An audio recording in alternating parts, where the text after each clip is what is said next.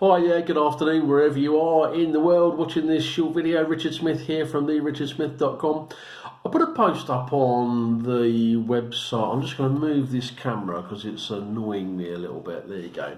I put a post up on the website a couple of weeks ago, a bit of a rant really, talking about Richard Branson. It started off as, but it wasn't really about Richard Branson, but it just flagged up as well, that was the spark, I guess, for the short rant.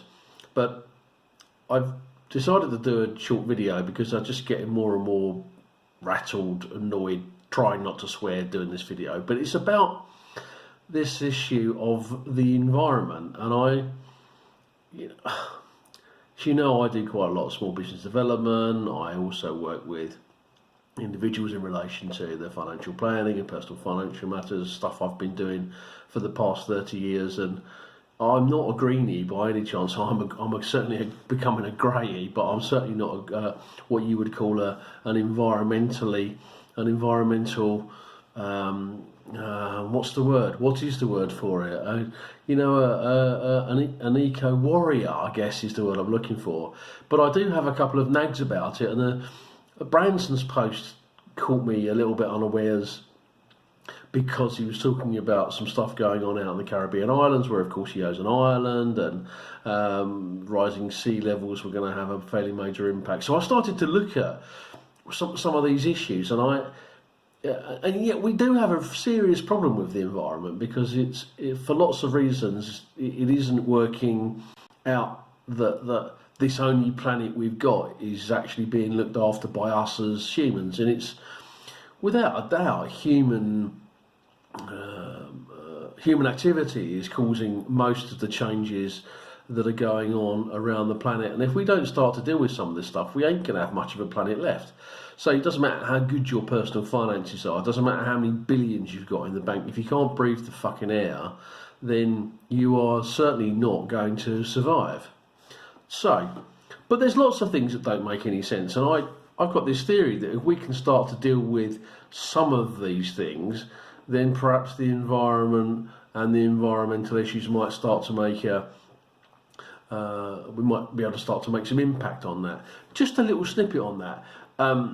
Conservative government is currently going on about charging extra for plastic bags or charging extra for coffee cups. If they're damaging the environment, just ban them. You don't need to faff around increasing taxation to encourage people to stop using them. Just ban them. The capitalists will go and find another solution. They're quite good at that sort of stuff.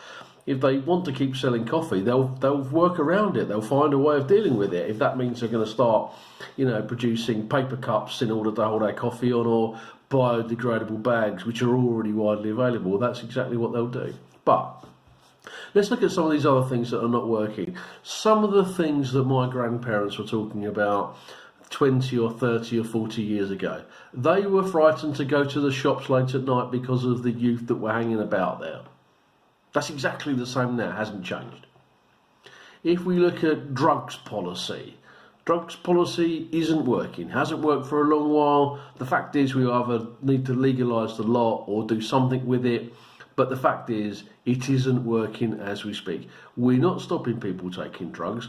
We're not controlling the drugs that come into the United Kingdom or indeed any other country of the world. And there are still major problems with South American countries, along with other countries in the world, Afghanistan for its heroin production or its poppy production. The bottom line is there are lots of people in these countries that are being exploited. Now, I'm not saying necessarily that drugs policy, if it was more lenient in the UK or across the world or across Europe or wherever, across the world, let's have it across the world. I'm not saying it would immediately ease the problem, but there would be money available via taxation, of course, if we taxed it, that would allow us to be able to go and plough money back into some of these economies and provide some assistance. I don't know. I just think that if it was all brought above level, then you can actually start to manage it. Whereas at the moment it isn't being managed at all. The only people that are getting away with it is the crime gangs, and no one's really taking any notice of those. The money laundering rules and regulations have virtually no impact or effect on them, so they continue their business unaffected by whatever happens in terms of legislation. Housing. How many years have we been going on about a housing crisis? The housing crisis has never been solved. It's all very well for the Conservatives to look back and say, oh, well, under the Conservative government, you've all felt better with money in your bank. It's utter dross. It's not money you can ever spend. It's all wrapped up in property. It's not until you get to some sort of post-Zimmer apocalypse when you're, close to death, you go, I'm going to do an equity release now and draw down some money from my house, and I'm going to spend that. It's just utter rubbish. We need to be building more houses. There's no intention of this government actually solving that problem. I doubt the Labour government are going to solve the problem if they do get into power for the next 3 to 5 years. They're going to be too busy rattling around, with joy and glee that they've actually got power if they get power. And I can't see that happening. I can't see the Conservatives getting in again, in all fairness, but I don't know how we're going to deal with that binary choice. The whole thing seems to be a bit of a farce. Local government, let's be honest about it, local government is absolute utter crap. There's holes in the road, chief executive pay's going up and up. What's going on here? How have we got to this point? Why council tax increase? Well, we know why council tax increasing, because central government's cut the grant to local councils, and local councils have no choice but to increase the local council tax. Bottom line is they're providing less and less services, yet chief executive pay continues to go up, and the holes in the road makes most of the country look like a third world country. In actual fact, the roads in Spain and India, I'm sure, are better than they are in the UK. I know the roads in Spain most certainly are. But the whole thing is about what are we doing here? So it's not just the environmental issues are quite important. The environmental issues that we're currently facing are massively important. But they're just a symptom of the rest of the malaise that's going on, because none of this stuff is getting sorted out. None of it's being dealt with. I'm starting to really rant now, aren't I? Rant. So, okay. The little message for Sadiq Khan in London. There are people dying in London because of air quality, and you're concerned about Brexit. I don't get it. I don't understand how you have to spend £1 million on a house to live in a town that you can't breathe in. It's madness. It is absolute madness. How has it got to here? So, okay. But it's, only the Lord Mayor's office, it's the local councils, everyone's in the same boat with this. No one's really taking any notice. It's let's pay lip service to it. And I was sitting with a smile on my face because I can't believe I'm having this conversation, this rant on a Friday afternoon. Started out doing something else and I've just sort of gone off on a tangent here. So let's have a look at some of the other stuff. Let's talk about the population. A growing population means that we need more roads. We need more stuff being moved around. Most of that's being done on the roads. More people means more cars mean more pollution. I don't know when we get to the point where we say it's a people issue. It's exactly the same as immigration. The reason we can't forget school places or places in hospitals is because the population's grown exponentially. You can argue it any way you want. You can argue that it's a shortage of money. You can argue that it's about use of resources. You can't grow a population by 1 or 2 or 3 million over a relatively short period of time and expect services to catch up. But again, the planet seems to me to need less people. If we had less people, we'd have less pollution, we'd have less pressure on the environment. It would kind of make a little bit of sense. Not sure who's going to vote for that, but hey. So coming back to this issue about what's within our control. Now, we can't change, you and I can't change government policy. We have to wait every 5 years for an election, but we can start to put some pressure on to make our views felt, rather than ranting and bitching and spitting over on Twitter or Facebook. To actually sit down and draft a couple of emails to our local MPs or even the central government, like I've been doing recently on a couple of issues in relation to pensions, because I think there's another accident waiting to happen there. But the bottom line with all of this stuff is, in order to get the change, we need to start pushing for it. It's no good sitting in front of EastEnders every night of the week going, oh, it's really bad, the traffic was really bad, the trains aren't working, oh, the weather patterns are all been upset, we might not have tomatoes next year.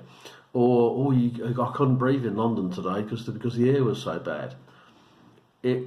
we need to get change, and we need to start pushing for change. And the only way we can do that is to start taking individual action. You know, the whole line about taking responsibility for our own actions is something that I've certainly started to do in recent years, but it's something that we should all really start to take on board in some shape or form. You can't sit back and say, "Oh, it's not my problem." It is your problem. The whole thing is your problem. The planet ain't working. If you can't breathe the air and you're still driving a car, but that's just mad. That doesn't make sense. It's just absurd. So this, again, you know, I'm not saying that capitalism is dead, but capitalism certainly looks like it's starting to eat itself at the moment. We have situations in the Western world where large corporations are telling governments what they're going to do. And I don't understand how that's outside of the political system. They're just saying to the politicians, the people that run the country, "Oh yeah, we'll tell you how much tax we're going to pay. Yeah, we'll tell you what we're going to do. We're going to open a shop here. We're going to do this. We're going to do that." And that just can't continue, because what's going to happen is that the capitalist system will end up completely destroying itself. And I can see that happening. Probably not in my lifetime. Probably not in my kids' lifetime. But I can see it happening, because it's starting to be a bit of a mammoth, if you like. It's starting to get too big for its own good. Now, you know, I certainly would agree with you that capitalism gave us a lot of the things that we are enjoying now. But when you start to look at those things and start to test them, when you poke them and say, "Well, okay, what's all that about?" Itchy beard, sorry. When you poke them and you start to say, "Well, okay, the capitalists gave us, you know, cars and automobiles," and then we start to look at the environmental problems that's created, and we talk about you know, the world changing and the world moving on, and we can see quite easily that 20 years ago or 30 years ago we had a good system of recycling. The milkman used to deliver milk every morning, and he used to pick the empties up, which were then taken away and washed, filled with milk, and sent back the following day. There are all sorts of things like this. We had a local butcher. We didn't need to drive to the butchers. We had a local butcher that used to wrap stuff up in paper that was all bloody when you got it home. But at least it prevented some of the blood from leaking on your vegetables, which you picked up and was still dirty from the local greengrocers. You didn't need to jump in a car and drive 2, 3, 4, 5, 15 miles. So if we look back in history and look back, not long in history, and indeed some parts of the world, this is how it still goes on, and it works perfectly.